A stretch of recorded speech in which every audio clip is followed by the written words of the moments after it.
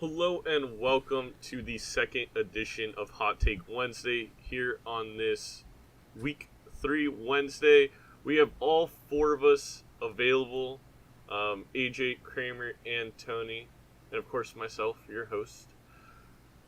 So we're going to start out with AJ, and I think he may have the hottest of hot takes of all of us, so I think it's good to get his out of the way, be able to talk a little bit of shit about him. So go ahead.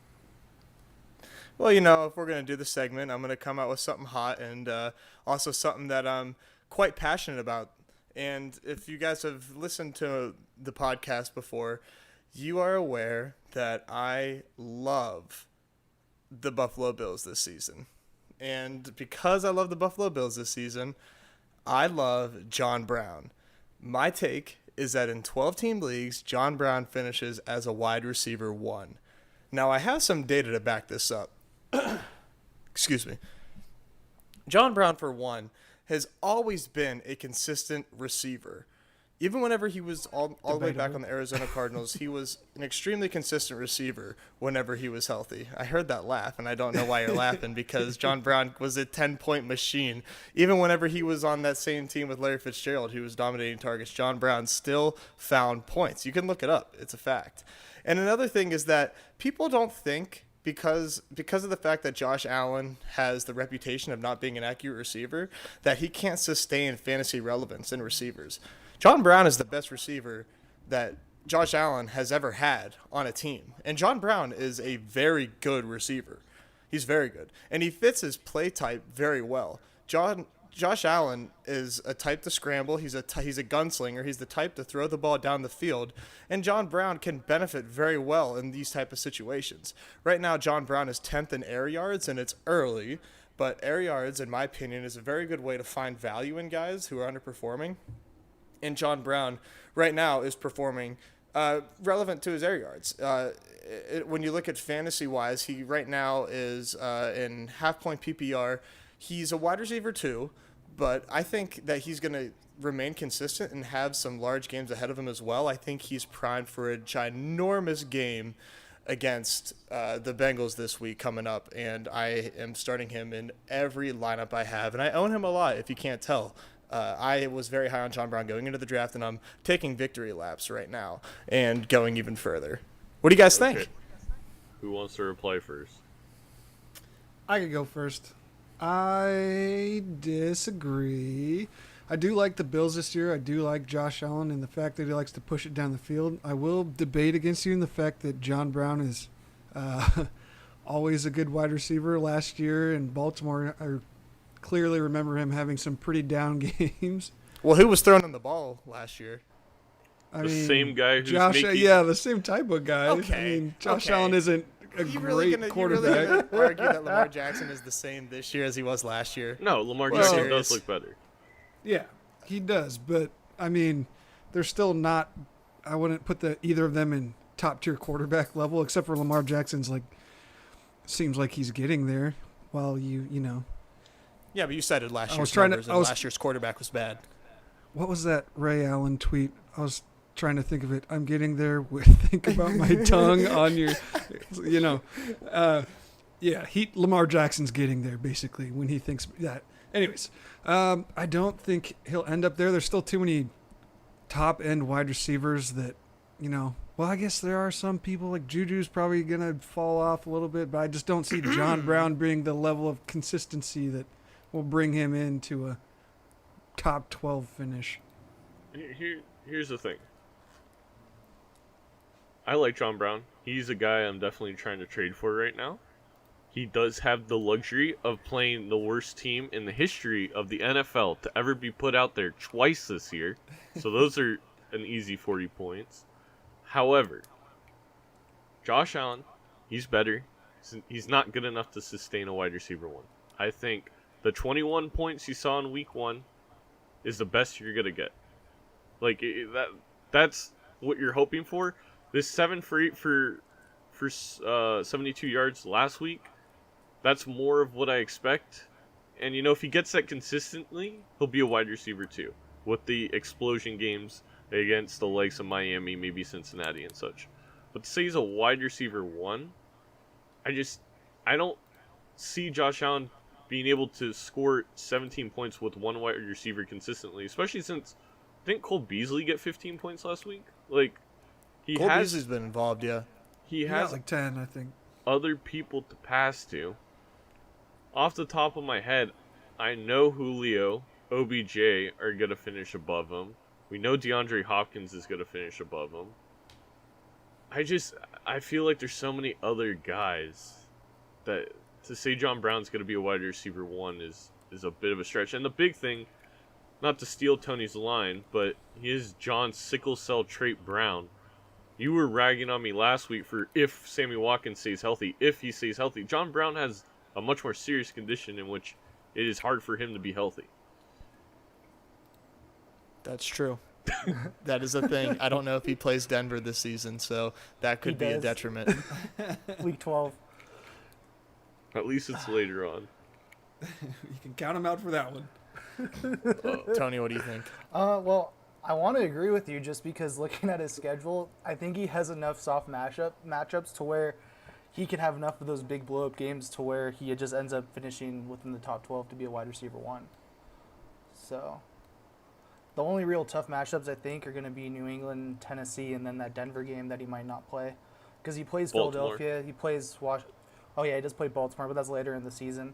And games like that can get out of hand, too, in the other direction where you just get a garbage time touchdown and, bam, he finishes top 12 there, too. So I don't think it's that bad. I agree with that take. I can see him sneaking in at 12 or 11. I really can. But it's like I would never ever put money on it. It's Like- just because the changes at quarterback to a couple like Juju and Michael Thomas.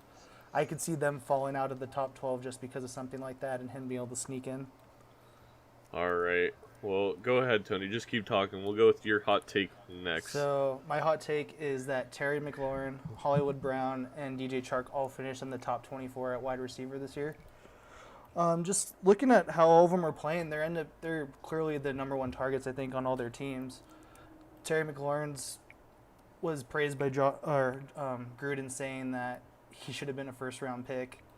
So he's going to be on the field. He's had over 90% snap count each week so far, and I don't see that going down unless something happens to him. Marquise Brown didn't have a high snap count in week 1, but week 2, I think the concerns people had about him kind of got shut down with those 13 targets and that 65% snap count. I think once they're in closer games, he's just going to get utilized more because he's probably the most talented wide receiver on that team. And the only other person I worry about taking targets from him would be Mark Andrews.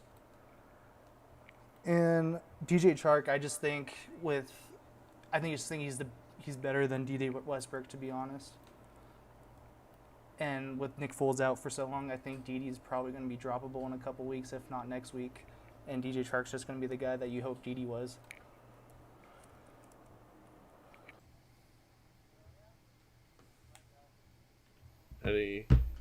Let's hear anyone disagree. I guess I'll go for it. I don't know if I totally disagree. I feel like there's always just every year there's a couple players. I'll bring this up right now. John Brown from last year, who came out the gate super hot. Where'd he finish? Not a wide receiver one. I mean, might have been top 24. I don't think he was, but it's hard for players, especially. I guess are all three of these rookies? Terry McLaurin, Hollywood. DJ Chark's a second-year player. Second year, But okay. yeah, the other two are rookies. Especially rookies, it's hard for them to keep their consistency up, I think, all year. Not to mention just there's always the threat of injury, and with three players, the injury is multiplied by 3.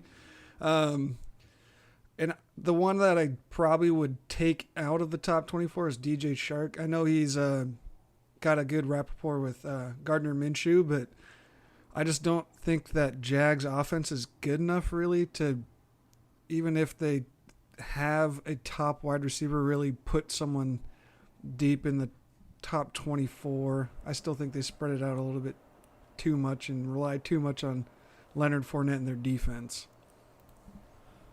Yeah, I see both Fournette and the defense imploding in a couple weeks, so that's factored With into it. Jalen Ramsey out asking for a trade.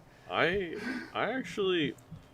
originally was going to disagree based off of Chark. I think Terry McLaurin gets in there. I'm not worried about him falling off in the way you're saying, Kramer, only because he's the number one receiver, and he's not just a big play guy. Like, he just flat out looks great in Washington. Oh, wait, 1 second. All right, just thought of something. Are you guys worried about Dwayne Haskins coming in for him then?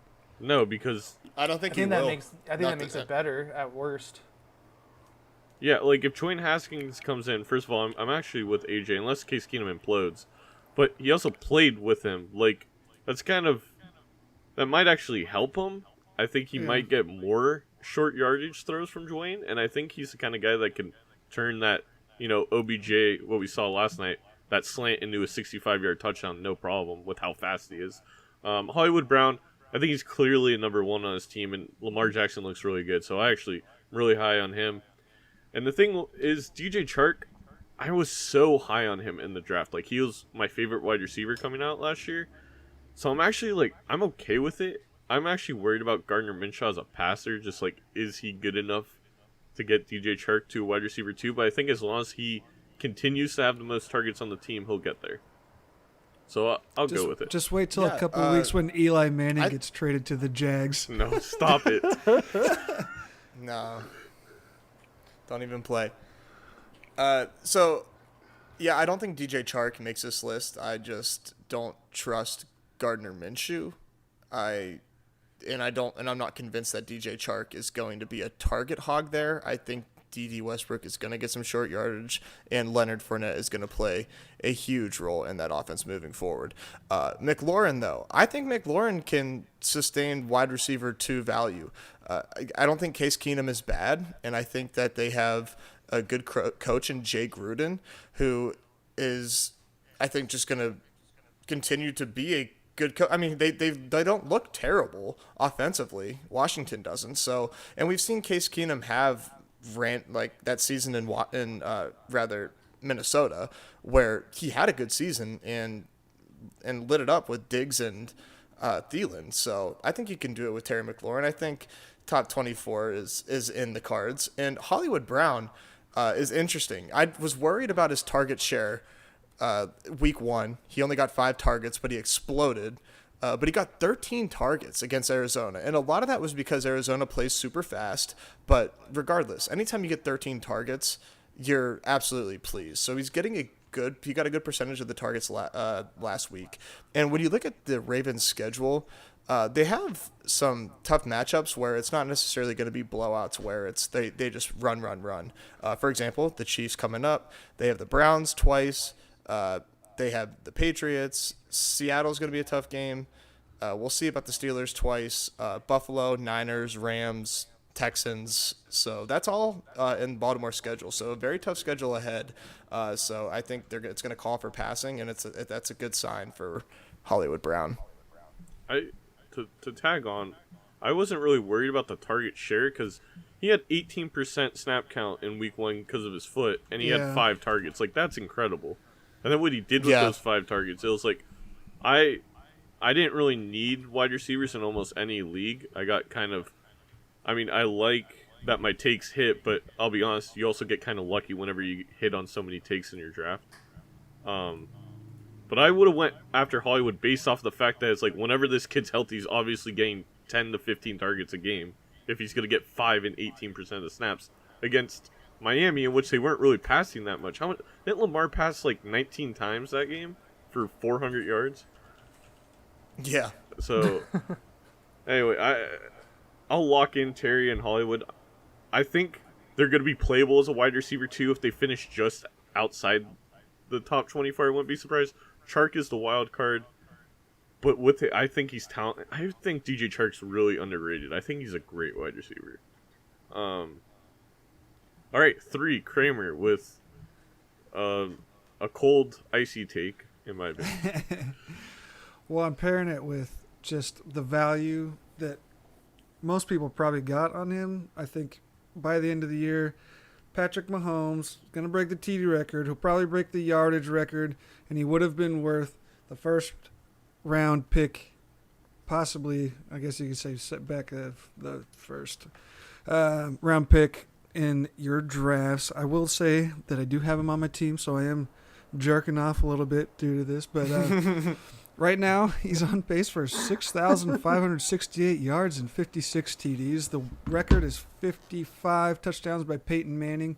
And the crazy thing to me is that he's doing this still right now without Tyreek Hill. He's throwing a fucking like Aldrick Robinson having a day. Sammy Watkins, who I think is okay, but It's not. That wasn't Aldrick Robinson, was it? That was yeah, it was, or Demarcus Robinson. Demarcus Robinson. Yeah. Demarcus Robinson. And he's going to get Tyreek Hill back eventually. They still have Travis Kelce. Damian Williams is a decent receiver out of the back, but not really a good runner, too, I would say. So he's going to be, once they get near the goal line, they're going to have to throw it. Not to mention, they don't even need to get near the fucking goal line. They just throw it in from 50 yards out every play. He had, 4 or 5 passes over 30 yards completed in a row. I think 3 of them went for touchdowns in one quarter against Oakland, and his schedule doesn't look that daunting. I mean, he faced Jacksonville in week 1 and lit them up. Just beat Oakland. He has Baltimore, which is, I guess, Kyler Murray did pretty well against them. If he would have had a touchdown or 2, he would have had a really solid outing. Then he has Detroit, Indy, Houston, Denver, Green Bay, Minnesota, Tennessee, the Chargers, Oakland again, New England, I guess, is the worst one, then Denver, Chicago, and Chargers. So I think really I don't think Denver's defense looked that good. I mean, they looked good against Mitch Trubisky, but that's not saying much. They looked pretty bad against Derek Carr. So I think really the only 2 bad matchups are New England and Chicago. And I think against New England, that'll be a shootout. And I think against Chicago, that might be lower scoring. But I can see him putting up 4 touchdowns every game. Easy. I don't think anyone's going to argue with you, Kramer. Well, here's what I think is Well, the interesting. first round, though. second round pick value, since I caught him in the third. If people would have known that, I think, we probably would have seen like the typical, like how we saw 3 years ago doing fantasy football with, people who, pay attention. You would still randomly see quarterbacks go in like the first, second round. Now that value's kind of caught up to the public. But yeah, I think if they would have known that he could somehow manage to repeat this, he probably would have gone that high. But what I think is interesting, I think it's hot, but I think just to support that take, the Chiefs, ran away with that game in Oakland after the second quarter. It was 28-10 for the rest of the way. And they only ran the ball 22 times. And LaShawn McCoy and Damian Williams are both a little banged up. So I think that's going to sustain, and I think we could very likely see that record broken just because they pass the ball so goddamn much. It's pretty ridiculous. I just don't think anyone can stop them. I think the offensive line looks improved. That was was the big point in mine too. Is like just watching him in that game. He had all fucking day. It looked like Tom Brady amount of time back there, just sitting there watching the field. I mean, all of his big plays in that second quarter were like 30, 40 yards, and he just sat there, took like one step up into the pocket, and had enough time for all of his receivers to get like 40 yards downfield. I think that offensive line is a big reason why this whole thing will happen. Anything from you, Tony? No, I agree. It's everything you guys said. The offensive line looked really good. It was just hilarious watching them just sit there, count to a couple thousand, and then just throw the ball up.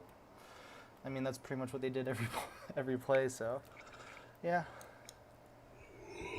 It's not that hot, I guess, but No, not with the way he's looked the first 2 weeks and the way the offense looks. I guess another point is their running game doesn't look great. It's not like it looks bad, but it's like McCoy and Damian Williams, they're not Kareem Hunt, obviously. It's almost like they haven't wanted to establish the run at all anyways either. It's like they haven't even tried really running it. I don't think there's a point. Like, Watkins is fast as hell, true. Good route runner. Demarcus Robinson's fast as hell. If you can give him 4 seconds to run down the field, he'll outsprint someone. Obviously, when they get Tyreek Hill back. They even have, on my dynasty team, I'm hoping that, not hoping for injuries, but I'm hoping Byron Pringle gets a chance, because he's another guy who could literally just sprint down the field and catch the ball. Mecole Hardman. Andy Reid is just getting the fastest guys he can, because he realizes if they outrun the cornerbacks, Mahomes can hit them. You can't really stop it. unless you can get to him in time, which is hard because he's also mobile. So And their defense sucks. that also helps. No, dude, they're gonna get Jalen Ramsey, even though Yeah. All right, so I'm adjusting mine very slightly, just giving myself a tiny bit of breathing room. I am saying James Washington is a top 15 wide receiver for this week. And this is based off of the fact that whenever him and Mason Rudolph were in preseason, now of course this is against second team defenses, I understand that, but he was the most dominant wide receiver in the past 2 preseasons. And that's partly, like, he has that connection with Mason Rudolph. I think James Washington is a good wide receiver, first of all. Moncrief is... I'm shocked he's not cut. Like, he's despicable. How many times in the offseason did I say Dante Moncrief is the worst wide receiver in the NFL? And he went out there and he proved it for me. So, you know what? I actually like him. But James Washington, like, he's going to get a chance. I actually think he out-targets Juju this week. I think San Francisco's going to try and focus on stopping Juju. They're going to let James Washington be a little bit open. I think Mason Rudolph didn't look bad. I think he has a rapport with Washington, and I see, 100 yards, maybe a touchdown. I would say, I do think the 49ers are going to focus more on Juju. Or they might not have to because Richard Sherman's still over there. He's still pretty decent. I'm trying to think of who's their other corner. Because their defense has been playing extremely well. Is Verrett healthy? If Verrett's healthy, he's the other corner. I think he might be. Yeah, Verrett. Yeah, he's pretty decent. No, he's really good. He just hasn't been healthy in 3 years. Yeah, it's Witherspoon right now, but I think Okay. Verrett's the 2 behind him.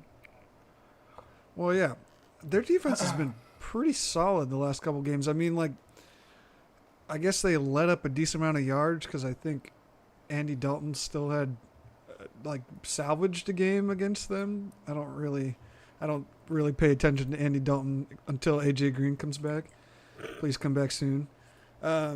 But I think that 49ers defense is just a little bit better than people are thinking, and I could see them kind of shutting down Mason Rudolph completely, where I don't think the Steelers are going to do anything with an injured James Conner, Juju going up against Sherman. I guess Vance McDonald would think would be the one who's going to be the best player on the team this week, but I just don't see how he can get real. I mean, he has the ability to make big plays, and he has a rapport with Mason Rudolph, but that was also against second-team defenses in preseason, so we'll see. The argument for me is if they do destroy the Steelers, I'll just get that John Ross last 10-second, 70-yard bomb touchdown. And then it works out anyway. Hopefully. Tony, do you believe in me? Do you believe in the James Washington? I mean, I have James Washington in a couple leagues on my bench because of this, but it's just the Niners defense is so weird. It's one of those teams that everyone really thought wasn't really going to be good on that side of the ball this year, but surprised everybody. I think it's more attributed to their pass rush than anything, though. So it'll be interesting to see how the Steelers line's able to hold up because I think James Washington does have the ability to sneak behind that secondary and maybe squeeze out one of those 100-yard games. I think the 49ers defense took the orb of confusion from the Titans defense. To be fair, the problem with now this doesn't really help my take, but I think the 49ers problem is run defense. Like, Ronald Jones tore him up. The problem with Cincinnati was they got so far behind they couldn't run and Mixon was hurt. So Yeah. if you're able to run on them, that will then open up the passing game for you because all of a sudden they can't bring the same type of blitzes. They're not going to be aggressive on the edges. And they just straight up didn't look like they could stop the run against Tampa. And that's Tampa. That may be the worst running team in the NFL, besides Miami, who's the worst at everything in the NFL. AJ, I'm not sure if AJ's here or if he had to go take his dogs out. Looks like his mic is muted. No, I'm here. All right, you're the I was resident. muted because You're the resident Pennsylvania sports fan. First of all, shame on you. Everybody in Pennsylvania is disgusting, apparently. But second of all, oh, for what do you fuck's think? sake. First of all, fuck you, and take your snobby ass attitude elsewhere, you California asshole. I'm just- Second of all, Okay. no, I mean I've seen South Park. I know how you guys work. Ben Smog up Roethlisberger, there. the closer, Penn State. He's from Ohio. He's in Pennsylvania doing it now. That's all I'm saying. Anyway, go ahead. So, anyways, the Vegas line for the Steelers-Niners game is 6.5, obviously favoring the 49ers, which I think is fair because, for one, the 49ers, yeah, they have only played the Buccaneers, who have Jameis Winston, and the Bengals, who, I mean, they have an awful offensive line. But the Niners can get a lot of pressure on the quarterback. And they showed that in that game against the Buccaneers. They tormented Jameis Winston.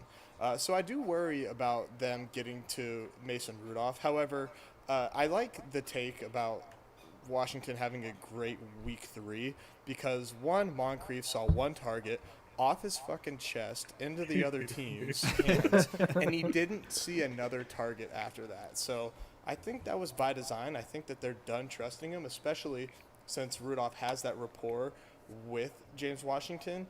You know, maybe the production isn't quite what we hope, but the targets are definitely going to be there for James, and I expect him to be a very hot waiver ad this Wednesday night. Or Tuesday All night, right, so Wednesday. I think that wraps up all our hot takes. I don't think anything too crazy this week. Maybe we'll get a little bit spicier next week, but to sum it up really quick, AJ apparently is betting his life savings on John Brown being a wide receiver 1. Tony said he'll die if Terry McLaurin, Hollywood Brown, and DJ Chark aren't top 24. Kramer said he will buy me a Mustang if Mahomes doesn't break the TD record. And I said I'm kind of believing James Washington might be top 15 this week. So those are your hot takes. Oh my God! I said see. I was getting there due to Pat Mahomes. It's true. But all right, we'll see you guys tomorrow for the Fantasy Boys recap, and we'll see you guys next week for another episode of Hot Takes. Bye. See ya.